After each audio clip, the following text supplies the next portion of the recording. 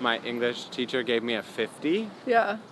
Because for the essay, I had not read the book at all. Oh my God. Like, literally not. I didn't even know a character's name. This year has felt... Yeah.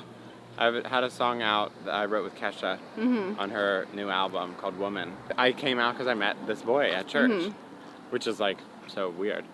I guess it's not that weird. There's boys at church. But I remember, like, such a dark moment. I went on this missions trip, and I came back, and on the bus ride back was when I, like, literally went through and underlined anything that had to do with, like, being gay. It's so dark. I grew up with a big sense of, like, something's wrong. Yeah. And then when you have a church being like, there is something wrong. You actually can't come here anymore. It's like, That's cool, so thank you messed so up. much. I thank you for that. Like, Wow. Hi, so I'm here with WRABEL. Hello. So you were born in Long Island, or? Yeah. Yeah. I was. Were your parents born there as well? No. Is it weird if I don't know where they were born? My mom was born in New York State somewhere. My dad was born in Connecticut, I think. No, you're like, now I'm like, like yeah, I need to call my parents right now. Where's my phone? Wow. So, and how do you describe yourself, like, growing up?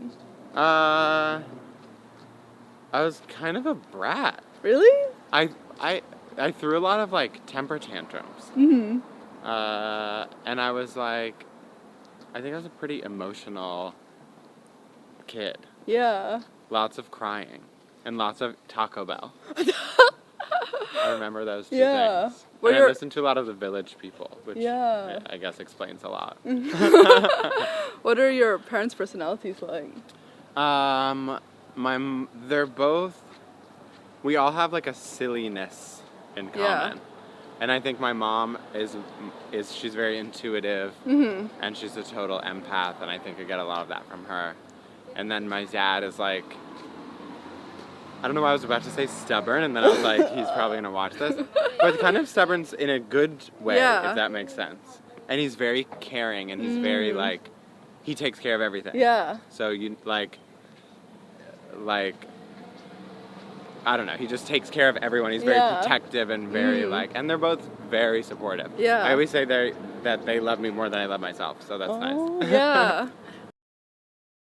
And do they do music as well, or where do you get that from? Not at all. My dad always said that they would like lip sync in church, like on the pews, because they didn't want anyone to hear how bad their voices were. God. My mom's dad's brother, we called him Uncle Carl. He was a singer. Oh. There's something that flew into my eye. I'm not crying. Or maybe I'm crying. But I don't know where I got... There's no one really in our immediate family that's musical at all. You started piano when you were 16, right? Yeah, I took lessons when I was really little. Yeah. But my mom said I would just chase the teacher's cat around her house and not actually... Oh my gosh. Like, practice. Yeah. So when I was like 15 or 16, I started playing because I wanted to write a song. Oh. And then I like played in church a bunch, and kind of... Once I knew enough to kind of make people think that I knew what I was doing, I quit. Oh. Like, I took lessons to the point where, like, I could sit down at the piano and play something or make something up. And then I was like, thank you, that's enough. I'll see you later. And your mom listened to, like, Frank Sinatra and stuff, right? Yeah. A lot of Frank Sinatra and Tony Bennett and, like, a lot of those. Do you think that influences your music now? I don't know. I mean... I guess so, because I feel like it has to, because we listen to it so much. But I don't know that, like, I'm not, like, really a crooner. I'm sure it has somehow. Yeah. I also am always, like, very amazed at the pitch of, like, their voices were so perfect. Yes. And, like, I'm, like, very flat usually. Oh my God. So maybe I should listen to it more. Were you into school? No. So you didn't like any subjects you liked, or? I really liked English. I liked writing. I liked creative writing. Yeah. Like, I remember on one of my finals in high school, my English teacher gave me a 50. Yeah. Because for the essay, I had not read the book at all. Oh my God. God. Literally not. I didn't even know a character's name. That's ridiculous. But I made up, based on the question, I made up this whole story. Yeah. And he was like so impressed with like Oh, that I just committed to Oh my like God. fully making up this I thing. love that. That he gave me a 50. He was like, this would have been 100 had you read the damn. book, but you clearly have no idea what happened in the book. But I was like, cool, I'll take a 50 for literally I didn't read anything. Yeah. What do your parents do? They, when I was in high school, my mom went back to school to get her master's in social work. Oh, okay. And they started a senior in-home care company. So they send out Oh. nurses. And then they just opened an Alzheimer's home in Houston. Oh, wow. So they work together, Yeah. which is so cool. That's so cute. Yeah. It's funny to see that dynamic. Yeah. Because I feel like you grow up knowing your parents as like one thing, and then now I'm like, I guess I'm an adult. Yeah. I don't know, which is weird. But it's cool to go back home and like see like the boundaries that like my mom's like, okay, I'm not, I'll go to the office this day and this day. It's like not the rest, and I'll do this and this, but not this.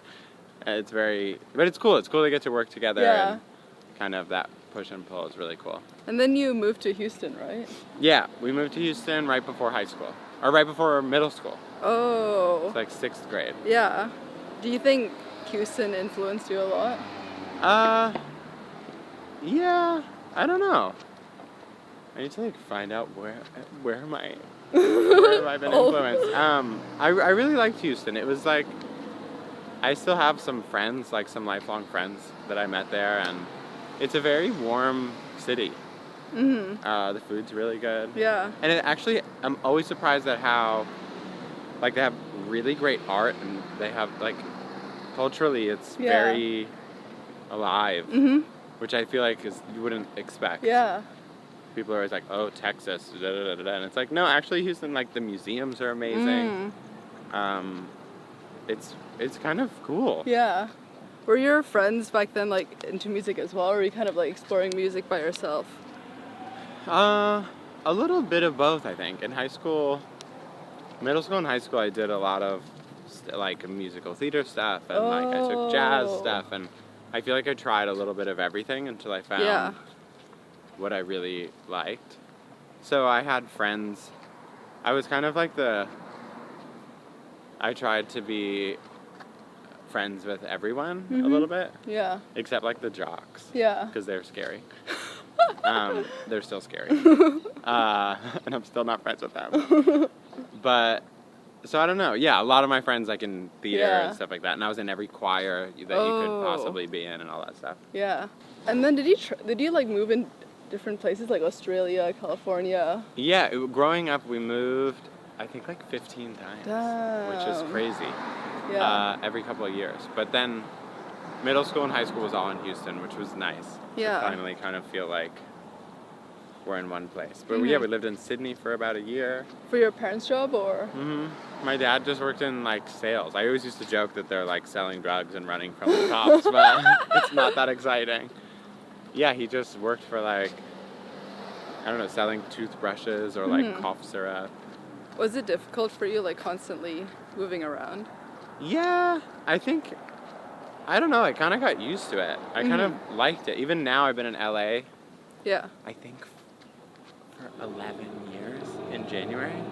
Wow. Which is the longest I've ever been in one place in my Yeah. whole life. And I've been in the same apartment for like 8 years.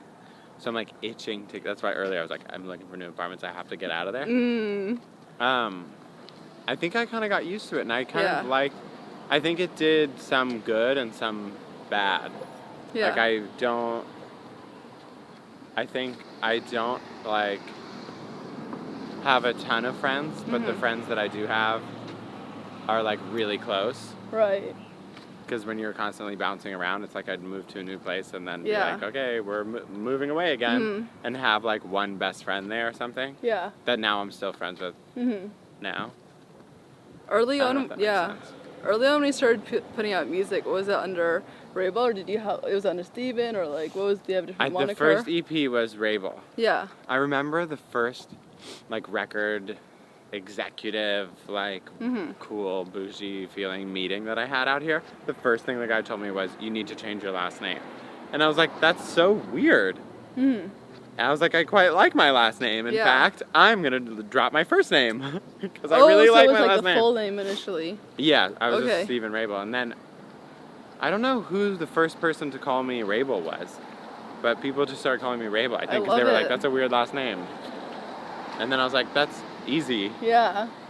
Although it actually isn't, because like nobody knows how to pronounce it. And Say like, Rabel, I bet they say. yeah, Rabel, Warble, Rabel, Yeah. quite a few different things. But Yeah. but the first EP I put out was Rabel. Yeah. So what happened after like high school? After high school, it all went downhill. Oh boy, that's such an interesting question. I moved to Boston. Oh, okay. And I went to Berkeley Right. Yeah. You went to Berkeley. for a semester. Yeah. I'm not good at school. And classes and... Why decide to go to Berkeley? I always wanted to go there. Oh. I took a summer program there, and I just really... It was kind of the only place, even still, kind of... Now I guess one of the only places that really has contemporary, like, pop music. So I went there for a semester, and then was kind of like, my brother lived in LA, and I was like, I want to move to LA. I just want to kind of do it rather than kind of learn. Was college something that you wanted to do, or did your parents like want you to get a degree? I think I wanted to go. Yeah. And they were surprisingly very supportive when I wanted to leave. My mom helped me pack up my car and drive out here. I was actually super close to you. I went to Northeastern, so we're like really close. Yeah. That's so funny. I love Boston. What did you enroll in for Berkeley? Or did you not choose your like? It was It was like first semester. I had no idea what was going on. I was just like trying to like find a fun party every night and like make it to like at least 70% of my classes. So I think if I went back there, I would go for like production and engineering or something that I know literally nothing about. Right. Because I think that would have felt, I don't know, more kind of stimulating. Yeah. But also I didn't really give it a chance because I was there a semester. Yeah. Like the classes I was in were like the basic like starter pack. So I never really. Yeah. I was just like, I don't want to go to school. And then after you moved to LA, did you already know some people here, or?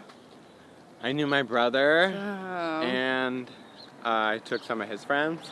Yeah. And I knew one songwriter, this girl called Eve Nelson, who was the first person I wrote with out here. And she became like kind of my mentor. Yeah. But no, I didn't really know. Yeah. It was weird. But my brother was here, so and I lived on his floor for like 2 years. Oh. That was really nice. I didn't have to pay either. And then how did you start working with like Pulse and Def and? Yeah. I started kind of just writing with whoever would write with me. You like reached out online, or how did it? Yeah. Like even like on MySpace. Damn. Like I remember hitting up producers on MySpace, being like, "Hey, man, what's up?" And actually getting, I was surprised at like responses that I got, or emailing like someone's info at whatever their website is, and being like, "Hey, I'm a," the copy and paste humongous bio. That's like trying to somehow make yourself sound like some things are happening. But I started just writing with anybody who would write a song with me and doing anything, like any way that I could make music and get paid. Yeah. So that I could live. I would do that. Yeah. Did you always know that you want to be like an artist and then also write and pitch stuff to other people? Yeah, I always wanted to be an artist, and so that was kind of the focus. And then I kind of was opened up to this whole world of writing for pitch, and that's how I got to Pulse. I was writing with my friend John, and we were writing a bunch, and then he was sending the demos to Pulse. It was his publisher, and then they called me in for a meeting, and then we started all that stuff. And so I always wanted to be an artist, but the writing thing started kind of, some cool things started happening. So I was like, I'm not going to say no. Yeah. So I've tried to kind of carry a parallel paths with it. It can feel tricky sometimes, And sometimes I'll write something and be like, well, this is mine. And some, Yeah. they're like, well, so-and-so wants it. I'm like, well, okay, but it's mine. I'm still going to sing it at my shows. What would you say were your like key moments where you ever to like establish yourself as a songwriter, like outside of your artist? Kind of this year has felt. I've had a song out that I wrote with Kesha on her new album called Woman. And that's kind of because I've featured on a lot of the stuff that wasn't necessarily mine. I've done a bunch of stuff with DJs and stuff like that. But writing that with her and having that come out and like seeing the response from that has been kind of the biggest moment as a writer. Because it's totally not even it's not like we wrote this song to pitch it. It's not like it's my story in it, or it's like it's a total, it's a Kesha song, like through and through. And so that to me is so cool, to be like, oh my gosh, like we wrote that, and it's totally not that it's not my wheelhouse. I mean, it's like the most fun like day of writing I've ever had in my life, the most fun song ever. So nice. But it's a cool thing to kind of, it's totally separate. I guess what I'm trying to say is it's the first thing that's really gone out there in a big way that's totally separate from me as an artist. And it's so cool. Yeah. And she's so cool. Yeah.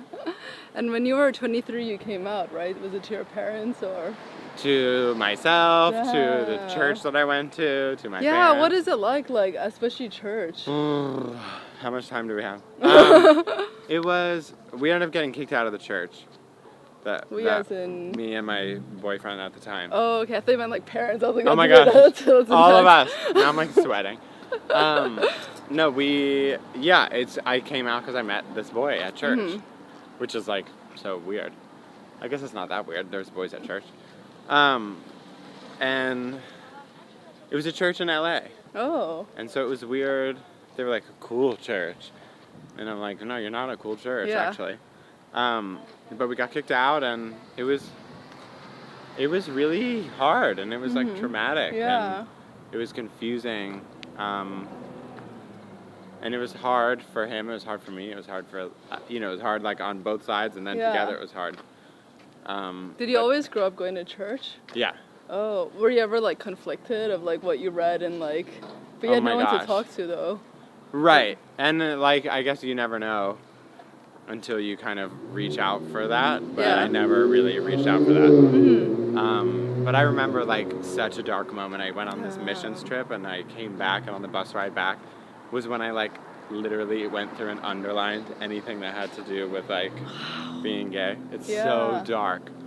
But it feels, I don't know, it feels like far away now, which I'm really thankful for. Yeah. And I feel like I've found so much more of myself and so much support. Yeah.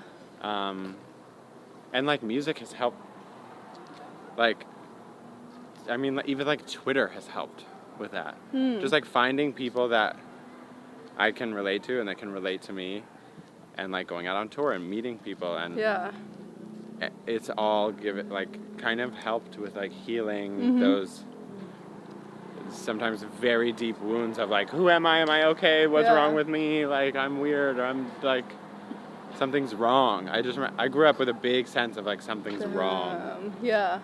And then when you have a church being like, there is something wrong, you actually can't come here anymore. It's like, that's cool, thank you so much. I thank you for that. Like, you just, it's like, close to the tipping point there.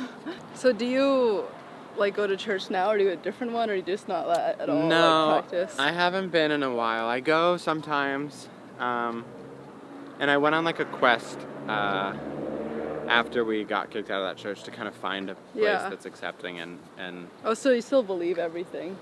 I don't know. Yeah. I'm kind of in a place where I'm like, I don't know.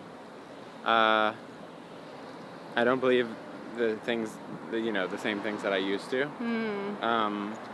But I find myself like open to whatever, but it's like anytime anything becomes harmful to another person, like someone's beliefs or something. Like, I think anyone can believe whatever you believe, and that's wonderful.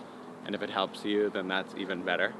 But anytime someone's belief becomes harmful to another, I can't get down with that. And it's like that ickiest feeling of like, no, like you can't do that. You can't say that. You can't. So I don't know. What do your parents think? They're cool. We've had, I guess, as every family does, our journey. But they're cool. It's been nice to kind of like get to know them in a different way and in a more open way. That's been nice for us. Yeah. For your music, have you always like wanted to write about relationship in kind of like an introverted type of way? Yeah, I guess it kind of has happened naturally. I'm not the best communicator.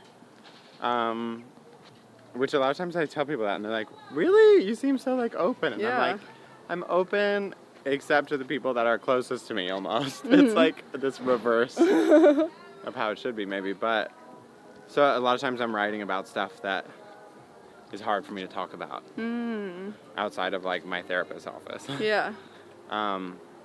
So that's kind of, I try to purge feelings through writing, feelings that I maybe wouldn't be comfortable sharing.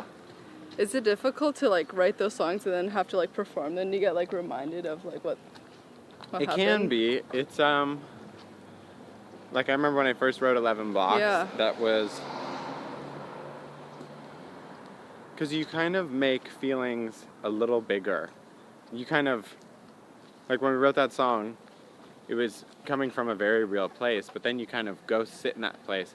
It's a very cute dog. You kind of sit in that place and, you know, kind of pull out a little bit more and you kind of magnify it and you kind of, I don't know, kind of dive into that little world. And that can be very painful and bring up all this stuff where you're like, wow, I thought I was kind of almost over this and now I'm definitely not. And so for a while I couldn't play that song without crying. But then it's been cool because now, you know, we did that song a little over a year ago. And now I just had this moment in, I think it was San Francisco on this tour that I was just on. And I played that song and I was like, whoa, I play this song and I don't feel sad. And I actually feel kind of happy. And kind of like, that's done.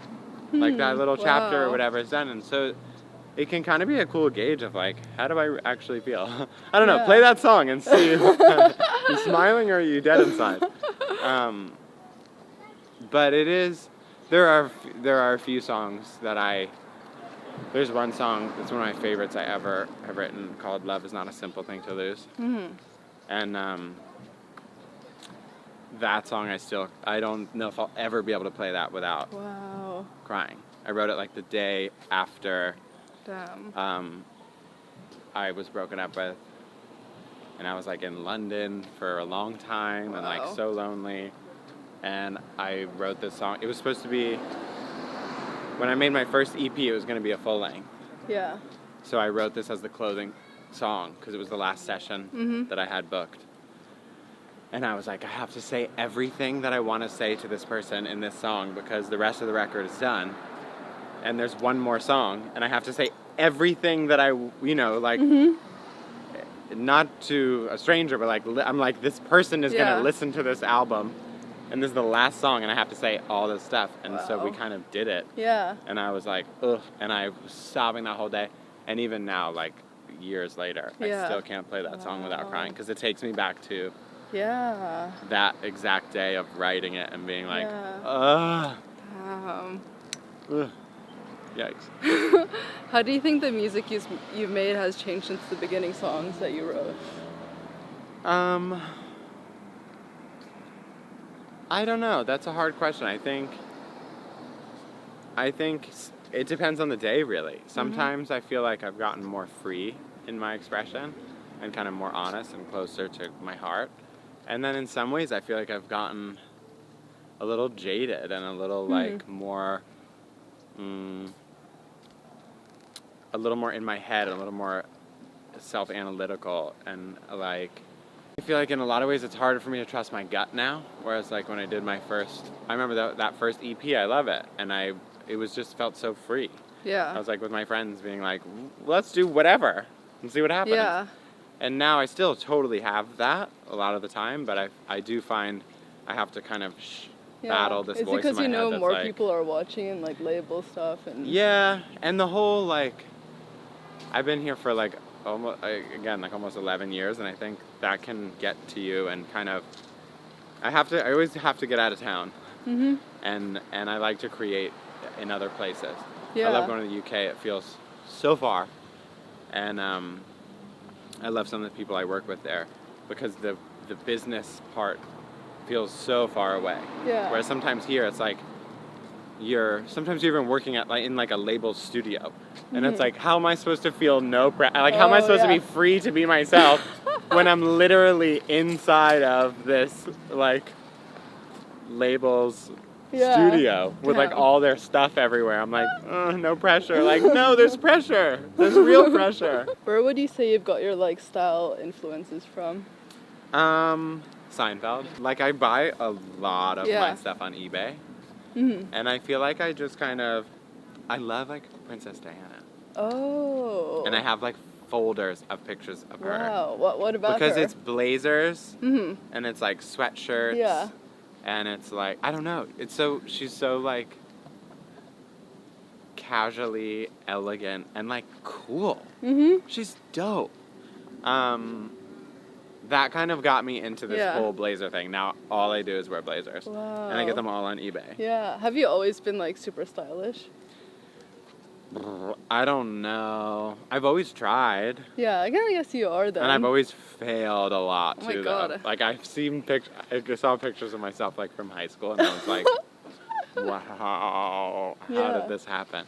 But I've always really liked clothes, and I've always seen it as a way of expressing myself, and like mm-hmm. I love stuff. I love clothes. I love shoes. I love like socks. I love belts. I love sunglasses. I love like jewelry. Because I think you can kind of do so much with it, and you can kind of. It's fun that you can present yourself in whatever way you want to. Mm-hmm.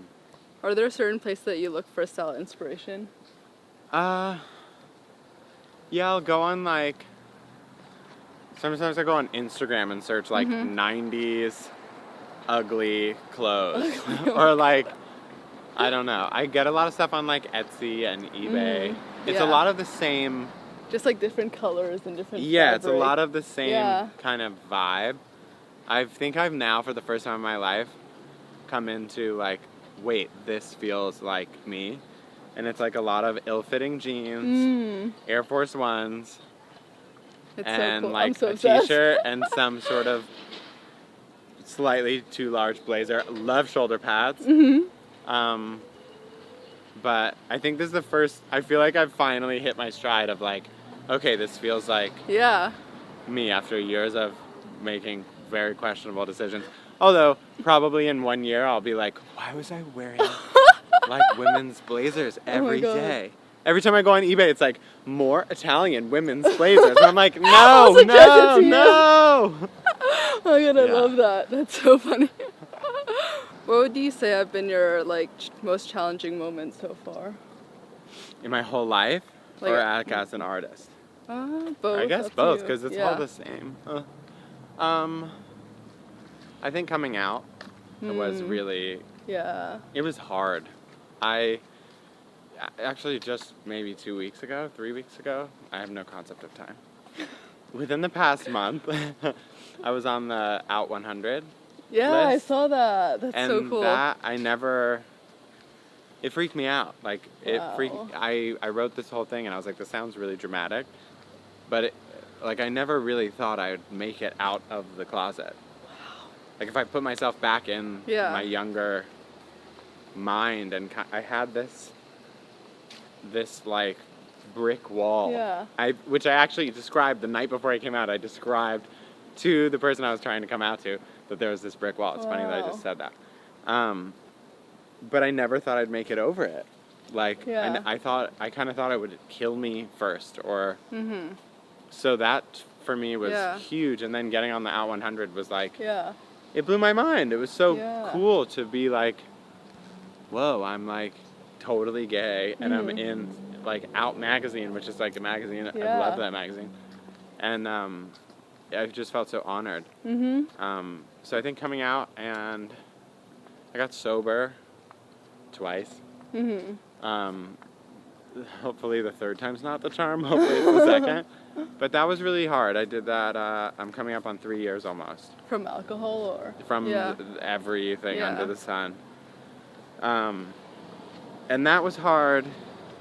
I think especially creating. I was scared that, because I got really used to writing, like kind of messed up.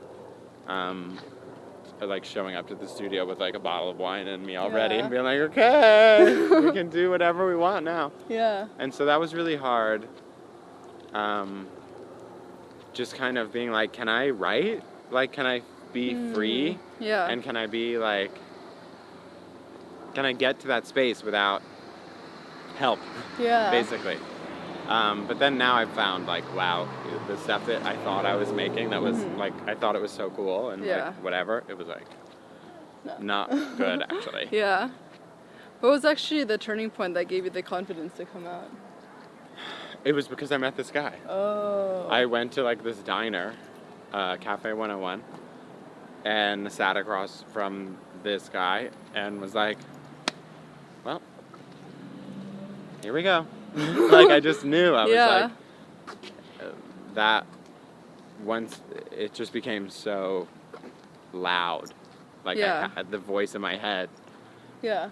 And I was like, well, now I'm in love with this person. Yeah. And that is a boy. So I just knew, like, something is going to happen. Like, I have to come out. Yeah. I have to do something. Yeah.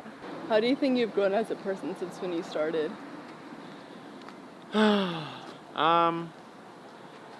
I think I've gotten much more, I'd like to think I've become much more myself and much more comfortable with myself and with sharing myself and sharing, that sounds so cliche, but like my story and that's been really cool to see, which sometimes I'm like, wow, like, you can, like, you don't have to share that much. You can keep some things private. But I think that's probably been the biggest way I feel like I've changed or I've grown, is I've just become much more comfortable. Yeah. Not even necessarily confident some days, but much more comfortable with just like, here it is, here I am, here's my whatever. What do you think? Yeah. And that's been really nice. Last question. What do you want to be remembered for? I think that's so hard. Something about like caring or like something about love or something about like my heart or like, I'd love for people to feel loved Yeah. and to remember that. I think that's probably Yeah, I love the that. most important thing. Yeah, that's If I awesome. think about that too much, I'll cry. So sweet. Oh, thank you. That That was yeah. amazing. Thank you.